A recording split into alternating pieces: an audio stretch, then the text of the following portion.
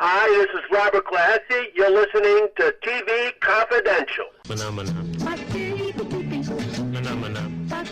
Ed Robertson with enough time to tell you that Sesame Street 50 Years and Counting is now available both as a 2-disc DVD set and as a digital download from Shout Kids and Sesame Workshop, just in time to celebrate the 50th anniversary of the premiere of Sesame Street in November 1969. Sesame Street 50 Years and Counting is a 5.5-hour compilation of songs, celebrity appearances, new and classic segments with the Sesame Street Muppets, never-before-seen outtakes, and a whole lot more. Sesame Street 50 Years and Counting, available now both on DVD and as a digital download through Shout Kids, Sesame Workshop, and our friends at Shout Factory. Our second hour will include replays of our conversations with Ken Osmond of Leave It to Beaver and Kathy Coleman of Land of the Lost. We hope you'll stay tuned for that. In the meantime, Tony Figueroa and Donna Allen are with us as we take a look at this week in TV history. On November 10th, 1969, Sesame Street premiered, and it is the longest-running children's program on television. Well, in a lot of respects, it made the... I don't know whether it made public television possible, but it certainly created a lot more awareness of public television than people may have realized. Yes. Yes, I think... big statement. Yeah, I would say that's fair to say because, for certain people, educational television and kids' television, they kind of see the same thing. Mm-hmm. They don't necessarily think of a Nova or a Carl Sagan or... I think even now more, it's, people will focus more that this is what the kids should be watching. They don't necessarily see, the cultural benefits that public television has for those of us of our age. Mm-hmm. I think it's very sad because there's so much to be gained from the PBS stations. And also exposure, not just with shows like Sesame Street, which was intended, for inner city kids, mm-hmm. hence the look of the set, to teach them numbers and colors and the alphabet. Kids that may not have had access to preschool. Exactly. And kids, that may have not had as much parental supervision because mom and dad are both working. So, they can get a lot of this information and using the techniques that Madison Avenue established because Joe Gantz Cooney discovered that, kids will sing the beer jingles. And so why not use those same techniques to teach kids, things that they need and help them out as they're going to go into education so they're not suffering in kindergarten because they don't know the difference between blue and green, for example. And I think it was a benefit, but I think it also benefited those of us who grew up in more middle-class upbringings. The set didn't really matter. What mattered was what you were watching, what they were teaching, and I think it did really benefit us on many levels. Can I add? Nobody argues that Sesame Street was instrumental in teaching so many children how to read. How many people worldwide did it help learn to teach English? I think that I don't know if there's any sort of tabulating system because Sesame Street did... not only did countries have their own version, but oftentimes the American version and that's what I'm talking about. Would be exported to foreign countries.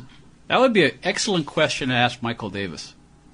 That we need to bring him back. Michael Davis, author of Street Gang, the story of Sesame Street and the Children's Television Network, and this is a guy we need to get back Children's Television Workshop. Children's Television Workshop. Thank you. Sesame Workshop. Yes. Yeah. He. By the way, if you. I would never say, the audiobook over actually reading a book.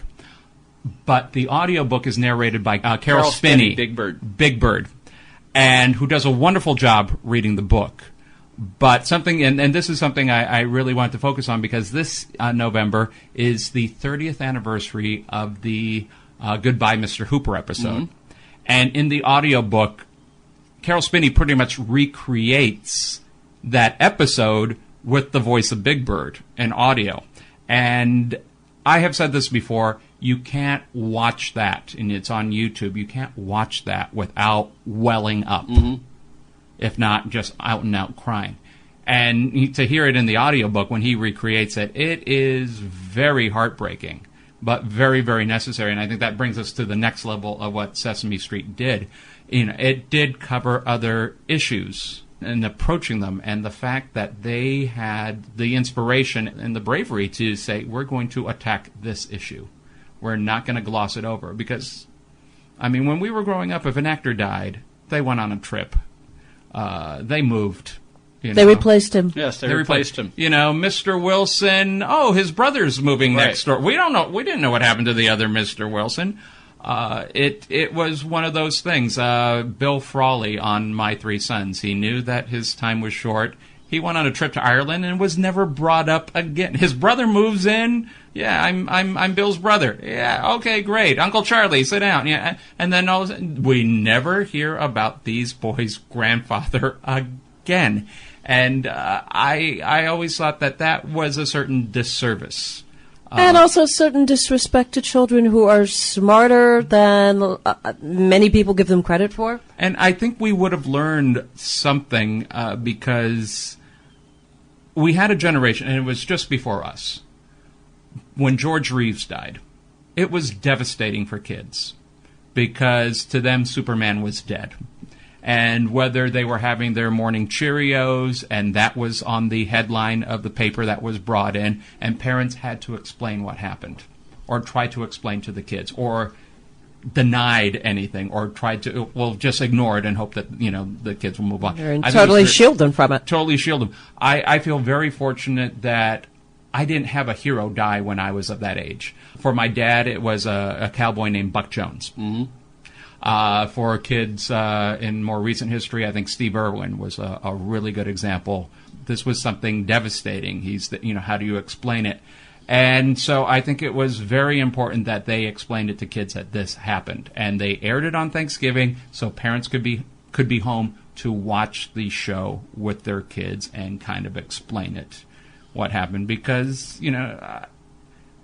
kids, grandma dies, grandpa dies, you have to explain it to the kids. Grandpa didn't just take a trip to Miami and never came back. No, you have to explain it. So why not the characters that are in your home week after week after week? Why not have that explanation? Why not use those characters to kind of help gain a better understanding of what's happening, that these things happen?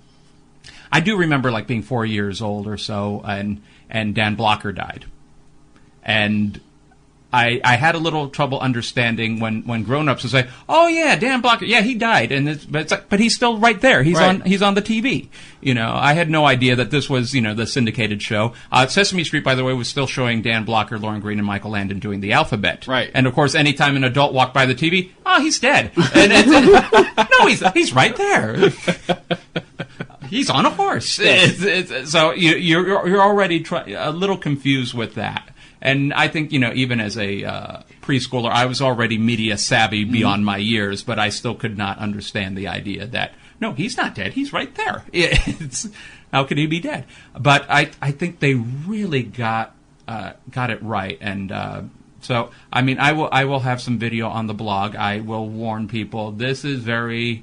it's very sad. I was talking to some people who were not even around, or they were babies when this episode airs. So they had a wonderful Sesame Street experience post-miss, but they know who he was, and they know he was important, because also I think Sesame Street did something. The store is still called Hooper's Store. Mm-hmm. It's been 30 years, but it's still Hooper's Store, and every once in a while somebody will ask, why is it called Hooper's Store?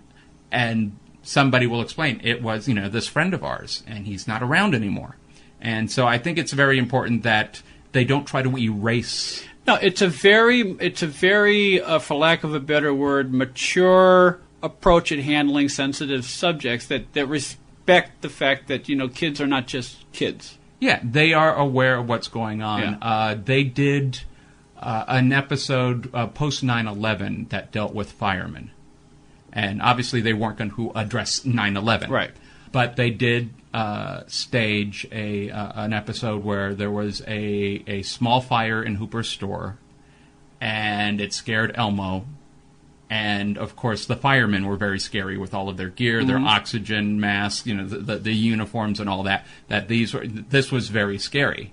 And so, Elmo takes a trip to the fire station and to show what firemen have to do and how you have to, what you need to do in case there's a fire and how to call the firemen and he gets to slide down the pole and everything. But it was, a very important way to show, that these are very important people and that they do very dangerous work. But that was their way of, addressing one of the issues. Mr. Rogers and I think Sesame Street also would do PSAs about maybe not having the news on with the kids around. And I know they did that during the first Gulf War, and they did that post 9/11 and all that. And they never said, you shouldn't be having nonstop footage of the towers falling in front of the children. But they basically showed through Elmo saying, this is a little scary. And, I'm a little scared by some of the things on the news, or, he would speak in third person. Elmo's a little afraid, and they would bring that out there. And it's amazing. I think those things were probably more geared towards the adults to bring that up. Will Lee, who was Mr. Hooper, was a blacklisted actor, and actually taught some of the other actors, grown-ups there. Very dark time in our history. We're still talking about writers like Dalton Trumbo and Spartacus. Kirk Douglas has a book, I Am Spartacus, and it's about the breaking of the blacklist there. Bill Scheller talked about it a couple weeks ago. Brought about it. Also, he brought up John Randolph, who was our neighbor for many years, and always talked about his time as a blacklisted actor. And, John Randolph his height was probably slightly above my shoulders. And when they gave Elia Kazan a Lifetime Achievement Award, and I walked by him and I said, "Hey, John, how's it going?" He grabbed my lapel and swung me around. Now, at this time, he was more than twice my age. Yeah. And almost a head shorter, and he grabbed the lapel of my tweed coat and swung me around and threw me against the wall. He wasn't mad at me. Right. He was just mad. Yeah. And he threw me against the wall, and I will clean up the language. Did you hear what those people at the Academy are doing? They're giving a Lifetime Achievement Award to Elia Kazan. I was like, and just went on and shaking my lapel over. Well, I think I still have some back pain from that. Yeah, I can imagine. But this little old man who was one of the most charming neighbors, the most hospitable, kind to my mother, flirts with my wife constantly. And he is just enraged and taking it out on me. And just because you happen to be there. I just happen to be there. And so, of course, I'm not going to resist or anything like that. And I knew the context of what was going on.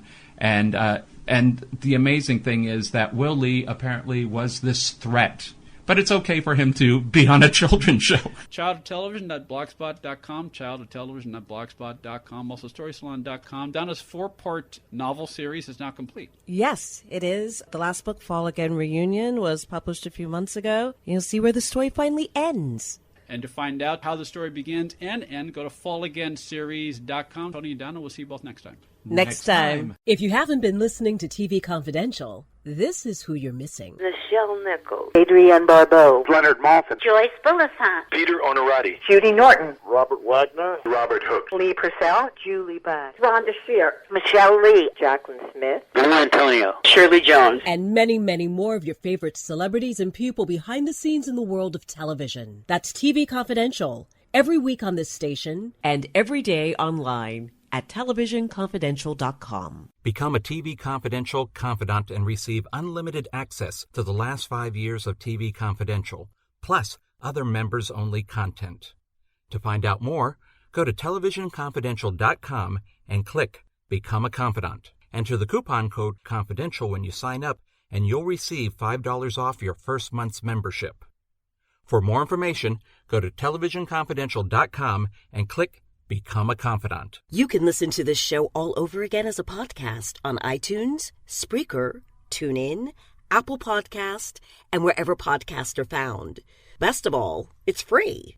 To subscribe to the TV Confidential podcast, go to the homepage at televisionconfidential.com and click Subscribe Now. If you're living with diabetes and using insulin, you know the pain of pricking your fingers over and over again. By wearing a small remote device called a continuous glucose monitor or CGM, you can reduce the pain of pricking your fingers right away. If you're testing your blood sugar 4 or more times per day, injecting insulin 3 or more times per day, or using an insulin pump, call the Diabetic Health Hotline today. 800-712-8002. That's 800-712-8002. Paid for by U.S. Med. Are you tired of high cable TV rates? Sign up for Dish today and get a $500 bonus offer while supplies last. Plus, lock in your price for 2 years guaranteed. Call All American Dish, your Dish authorized retailer now. 800-296-1251. 800-296-1251. That's 800-296-1251. Offers require credit qualification, 24-month commitment, early termination fee, and e-auto pay. Restrictions apply. Call for details. Alexa users, you can now listen to TV Confidential on your smart speaker by just saying, Alexa, play TV Confidential. Enabling our Alexa skill is easy. To find out how, go to televisionconfidential.com/Alexa. This portion of TV Confidential is brought to us by our friends at Front Porch Realty Group, the community of realtors in the Northern Bay Area of California that is committed to finding the solution that is best for their clients. Whether you're a first-time home buyer or looking to sell or lease your property in Northern California, call 415-886-7411 or visit frontporchrealtygroup.com for more information on how they can help you.